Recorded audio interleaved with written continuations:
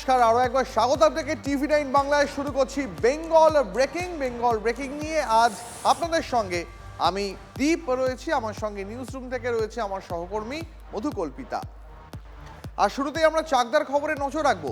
স্বাধীনতা দিবসে বিস্ফোরণে দুমড়ে গেল চাকদার দুবরা।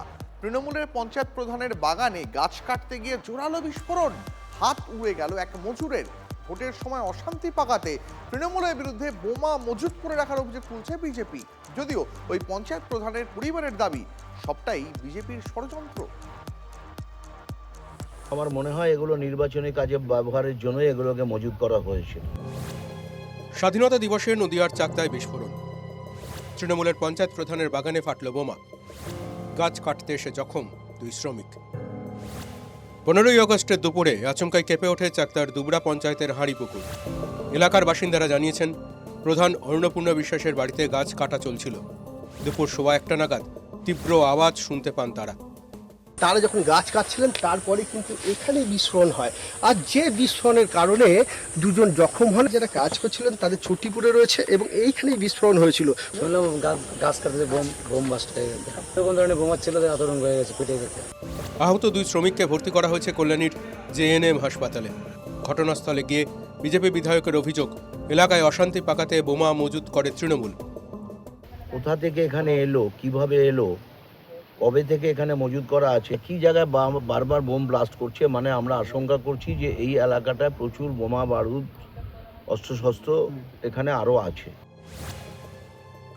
চাকদার দুবরা পঞ্চায়েতের টানা দুবারের তৃণমূলের প্রধান অন্নপূর্ণা, তার বাগানে কি করে বোমা এলো? পঞ্চায়েত প্রধানের ভূমিকা জানতে তাকে জিজ্ঞাসাবাদ পুলিশের। যদিও প্রধানের পরিবারের দাবি তাদের ফাঁসানো হচ্ছে।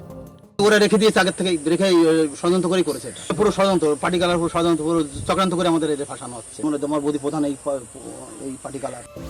তৃণমূলের প্রধানের বাড়ির পিছনে বোমা এলো কিভাবে? আগে থেকে মজুত করা হয়েছিল? ভোটের সঙ্গে কি কোনো যোগসূত্র রয়েছে? এমনই অনেক প্রশ্নের উত্তর খুঁজছে পুলিশ। নদিয়া থেকে মহাদেব কুণ্ডু রিপোর্ট, TV9 বাংলা। জেলার যেদিকেই তাকাবেন সেদিকেই পদ্মের চাষ। সব বিধায়কই পদ্ম শিবিরের একটাই আফসোস ছিল যে তাদের কোনো পঞ্চায়েতে পতাকাটা ছিল না। আর এবারে সেই শুরুটাও হয়ে গেল, ঝাড়গ্রামের বিনপুর দিয়ে শুরু হলো। আর এখানেই তো বোঝা যাচ্ছে যে তাহলে কি এই বিনপুর দিয়েই শুরু হলো পঞ্চায়েতে বিজেপির পতাকা ওড়াটা। পঞ্চায়েত অফিস অচল অবস্থায় ছিল, তারপরে আমাকে প্রধান হিসাবে সিলেক্ট করেছে। ঝাড়গ্রাম জেলার পঞ্চায়েত স্তরে পদ্মের ছাপ। ঝাড়গ্রামে প্রথম পঞ্চায়েত এলো বিজেপির হাতে। বিনপুরের ভুলাভেদা গ্রাম পঞ্চায়েতে উড়ল বিজেপির পতাকা। প্রধান না থাকায় তো কাজ আটকেবে, সেটা তো স্বাভাবিক জিনিস। তো এখন কাজ আটকার পর আমাকে তখন প্রধান হিসাবে দায়িত্ব দিয়েছে। 2026-এর বিধানসভা ভোটে ঝাড়গ্রাম জেলার 4টি আসনেই বিজেপি জেতে। বিধানসভা ভোটে নিরিখে বিনপুরের ভুলাভেদা পঞ্চায়েতেও প্রায় 2200 ভোটের লিড পেয়েছিলেন প্রণত টুডু। পালাবদলের পর এবার সেই পঞ্চায়েত এলো বিজেপির হাতে। অসুবিধা হচ্ছিল, সেই জন্যই পদত্যাগ করে দিয়েছি। আমার ওটাও আপত্তি নেই, আমি ছেড়ে দিয়েছি, যেমন আমার স্বামীর চাকরিটা আবার জয়েন হয়। 2023-এর পঞ্চায়েত ভোটে 14 আসনের ভুলাভেদা পঞ্চায়েতে 10টিতে জেতে তৃণমূল। 2টি বিজেপি, একটি CPM ও একটি নির্দলের দখলে আসে। সম্প্রতি বিজেপিকে সমর্থন করে তৃণমূল, CPM ও নির্দল। তার ফলে মাত্র 2 জন সদস্য নিয়েও বোর্ড গড়ল বিজেপি। রাজ্যে পালাবদলের পর বিজেপির সেটা নিয়ে তৃণমূলের বা আমাদের কিছু সদস্যদেরকে নিয়ে বিজেপি প্রধান গঠন করে। আগের প্রধান তো একটু দূরে ছিল, এখন একটু সামনে আছে, আমারও ভালো লাগছে আর কি। ঝাড়গ্রামের 79টি গ্রাম পঞ্চায়েতের মধ্যে ভুলাভেদা দিয়ে খাতা খুলল বিজেপি। ভুলাভেদার প্রভাব কি এবার পড়বে অন্যান্য পঞ্চায়েতে? জঙ্গলমহলে কৌতূহল বাড়ছে। ঝাড়গ্রাম থেকে তন্ময় নন্দীর রিপোর্ট, TV9 বাংলা। চন্দ্রকোনার ফাঁসিডাঙ্গা উদ্যান, এই নামটির সঙ্গে জড়িয়ে কত ইতিহাস, স্বাধীনতা আন্দোলনের কত স্মৃতি, কত সংগ্রাম। দেশের জন্য এখানেই হাসতে হাসতে ফাঁসির মঞ্চে উঠেছেন বাংলার বহু বীর সন্তান। সেই মঞ্চ তৃণমূল আমলে চরম অবহেলার শিকার। এমন অবস্থা হয়েছিল যে কেউ ফিরেই তাকাতো না। আর পালা বদলের পর এবার অবশেষে বদলালো সেই ছবি।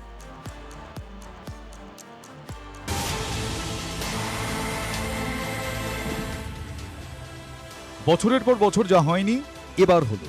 দীর্ঘদিন বন্ধ হয়ে পড়েছিল চন্দ্রকোনার ঐতিহ্যবাহী ফাঁসিডাঙ্গা উদ্যান। আগাছায় ভরে ভয়ঙ্কর অবস্থা। পালা বদলের পর সেই দুর্বিষহ দশা থেকে মুক্তি পেল ফাঁসিডাঙ্গা। তারা এটাকে একবারে পুরো অচল করে রেখে দিয়েছে। এইখানে মানুষের যাতায়াতও নেই। এত একটা ইতিহাসের ঐতিহ্যমণ্ডিত একটা স্থান, এই চুয়াড় বিদ্রোহে যে এখানে ফাঁসি দেওয়া হয়েছিল, সেই ধরনের একটা ঐতিহাসিক স্থান, সেই স্থানটাকে অকেজো করে রাখা ছিল।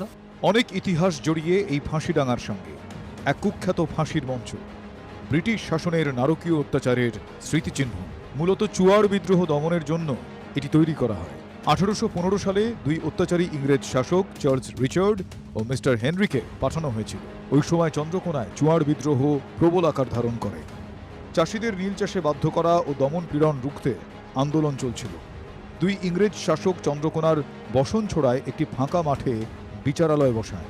বটগাছের নিচে তৈরি করা হয় ফাঁসির মঞ্চ।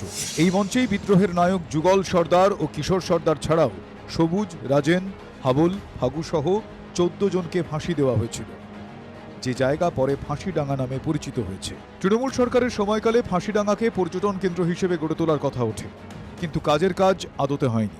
2021 সালে পার্ক উদ্বোধন হয়েছে, আজকে 2026 সাল। এই 5 বছরে এই পার্কটার কি অবস্থা করেছে একবার ঘুরে দেখুন। সমস্ত দিকেই বিগত যে সরকার ছিল কোনো রকম কোনো নজরদারি দেয়নি। যুগল, কিশোর, হাবল, ফাগু এরকম করে মোট 14 জনের এখানে ফাঁসি হয়েছিল। বিধায়ক সাহেবের কাছে অনুরোধ করব যাতে এখানে তাদের নামগুলোও এখানে কোথাও দেখলাম না নেম প্লেট আছে, সেই নেম প্লেট একটা বসানো, যাদের এই আত্মবলিদানে আজকের এই ফাঁসিটা। অন্ধকারে ডুবে যেতে বসা এই ঐতিহাসিক জায়গাটি আবারও দিনের আলো দেখল পালা বদলের পর। আবারও উঠল জাতীয় পতাকা, বাংলার বীর সন্তানদের নামে উঠল জয়ধ্বনি।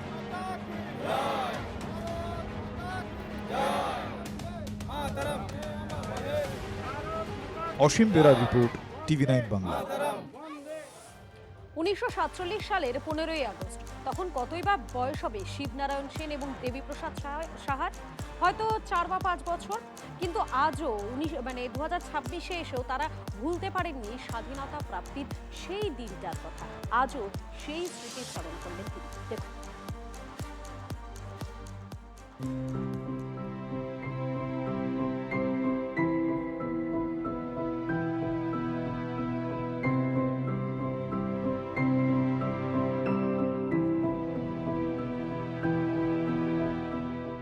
যাদের জন্ম পরাধীন ভারতে, যারা স্বাধীন হতে দেখেছেন, সেই দুজন প্রাক্তনীকে নিয়ে আমরা আজকে স্বাধীনতা দিবস পালন করলাম।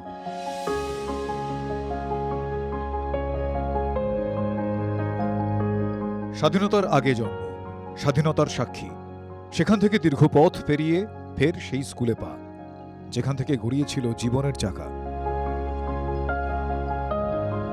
শিবনারায়ণ সেন এবং দেবীপ্রসাদ সাহা স্বাধীনতা দিবসে হাজির দাইহাট উচ্চ বিদ্যালয়। পুরনো স্কুলে পা রাখতেই যেন চিরতরুণের দলে ফিরে গেলেন দুই প্রবীণ। কত কথা, কত স্মৃতি ফিরে ফিরে এলো।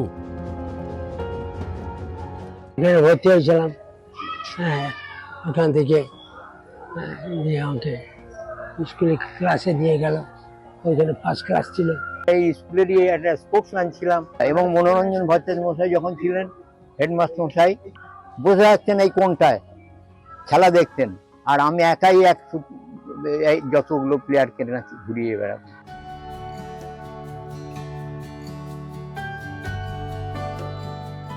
এই প্রাক্তনীদের স্কুলে আনাটা কিন্তু সহজ ছিল না, অনেক কাঠখড় পোড়াতে হয়েছে খোঁজ পেতে। আমরা আমাদের অ্যাডমিশন রেজিস্টার, যেখান থেকে ছাত্ররা ভর্তি হয়, যে রেজিস্টার, সেটা 1941 সাল থেকে আমরা আজ পর্যন্ত সমস্ত রেজিস্টার আমরা ডিজিটালাইজ করি, এবং ডিজিটালাইজেশন করার ফলে আমরা সেখান থেকে নাম পেয়ে আমরা জানাই বিভিন্ন মিডিয়াতে, ফেসবুক, হোয়াটসঅ্যাপে, সেখান থেকে ওনারা যোগাযোগ করেন। শৈশবের স্কুলে ফেরা, স্বাধীনতার স্মৃতি, জাতীয় পতাকা, এই তিনের মেলবন্ধনে দাইহাট উচ্চ বিদ্যালয় এবারে স্বাধীনতা দিবস হয়ে উঠেছিল একেবারে অন্যরকম। কৌশিক দত্তর রিপোর্ট, TV9 বাংলা।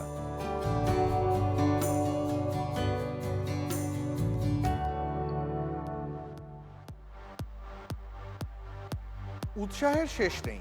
স্বাধীনতা দিবস বলে কথা, সকাল হতে না হতেই তাই বাড়ি থেকে বেরিয়ে পড়েছিল খুদের দল। স্কুলে যেতে হবে তো, কিন্তু সামনে বিপদ। সামনের পথে জলে জল, স্কুলেও জল।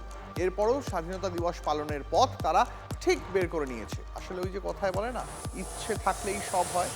স্বাধীনতার স্বাদে কোনো সমস্যাকেই ভাগ্য বসাতে দেয়নি সবংয়ের চাঁদা গোবরা প্রাইমারি স্কুলের পড়ুয়ারা। চাইলে সব সম্ভব। সেটাই দেখা গেল পশ্চিম মেদিনীপুরের সবংয়ের স্কুলে। ভাসছে চারদিক, স্কুল ভেসে গেছে, চোখ ফেরালে শুধু জল আর জল। এমন অবস্থায় কি স্বাধীনতা দিবস পালন করা সম্ভব? দাঁড়ানোর মতো জায়গা তো নেই। কিন্তু চাঁদাগোবরা প্রাথমিক বিদ্যালয়ের কচিকাচাদের আটকায় কার সাধ্যি? 3টা নৌকার ব্যবস্থা করা হয়েছে বিভিন্ন জায়গা থেকে, যেহেতু গ্রামের মধ্যে রাস্তাগুলো ডুবে গিয়েছে সবই, তাই নৌকায় করে ছেলেরা এসছে এবং নৌকাতে করে দাঁড়িয়ে শহীদ বেদির সামনে তারা পতাকা উত্তোলন, জাতীয় সঙ্গীত এবং নীরবতা পালন সবই তারা নিয়মমাফিক পালন করেছে। পড়ুয়াদের ভরসা যোগান বাবা মায়েরাও, পাশে ছিলেন শিক্ষকরা।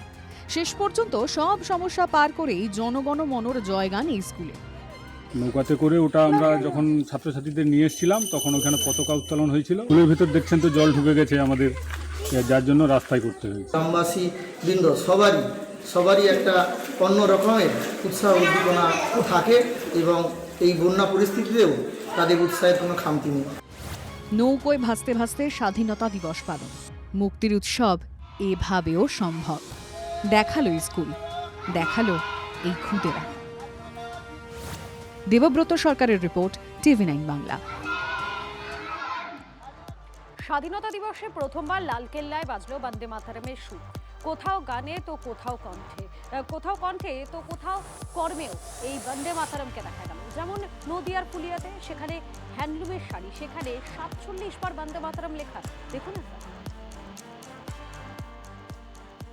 15 अगस्त लाल किले पर पहली बार वंदे मातरम गूंज रहा। বন্দে মাতরমে মুখরিত ভারত। বাংলায় বন্দে মাতরম আছে ধ্বনিতে, আছে শিল্পে, ঐতিহ্যের তাঁতে।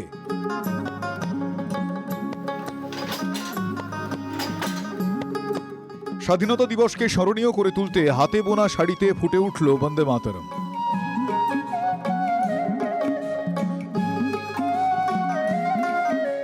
নদিয়ার ফুলিয়ার রাষ্ট্রপতি পুরস্কারপ্রাপ্ত অভিনব বসাকের ভাবনা থেকে বুননে বন্দে মাতরম। বন্দে মাতরমকে শ্রদ্ধা জানাতে এ শাড়ি পরার জন্য নয়, দেখার জন্য। দুহাত শাড়িতে বন্দে মাতরমকে বুননের মাধ্যমে ফুটিয়ে তোলা হয়েছে। এটা শুধুমাত্র একটা করেছি আমাদের মনের ভালো লাগার জন্য, আমাদের বাংলার তাঁতের একটা উৎকর্ষতাও বলতে পারে। নদিয়ার তাঁতশিল্পীদের অভিনবত্ব আরও আছে। হস্তচালিত তাঁত শিল্প আজ প্রায় বিলুপ্তির পথে। এরই মধ্যে সুখবর, নদিয়ার শিল্পীরা তারা তাঁতের মধ্যে ফুটিয়ে তুলছেন জাতীয় পতাকা। আবার তাঁতের শাড়িতে লেখা হচ্ছে বন্দে মাতরম। প্রধানমন্ত্রীর আত্মনির্ভর ভারত গড়ার ডাকে সাড়া দিয়ে ফুলিয়ার তাঁতশিল্পীরা বানিয়েছেন জাতীয় পতাকা। এটি কাপড়ে নকশা এঁকে, কেটে সেলাই করে বা অশোক চক্রে স্ট্যাম্পিং করে নয়, তাঁতে বুনেই তৈরি হয়েছে।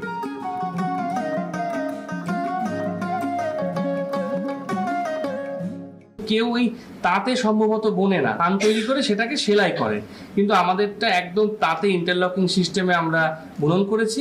তার সাথে আমরা অশোক চক্রটার কোনো স্ট্যাম্পিং করিনি, আমরা টাঙ্গাইল বুননের মাধ্যমে ফুটিয়ে তুলেছি। তাঁত শিল্পী হিসেবে সব তাঁতিরাই গর্বিত যে ভারতের জন্য আমরা দেশের জন্য কিছু করতে পারি। নানা রঙের ছটায় দেশপ্রেম, জাতীয় পতাকা, জাতীয় গানে জুড়ে গেল বাংলার গর্বের তাঁত। নদিয়া থেকে মহাদেব কুণ্ডুর রিপোর্ট, TV9 বাংলা।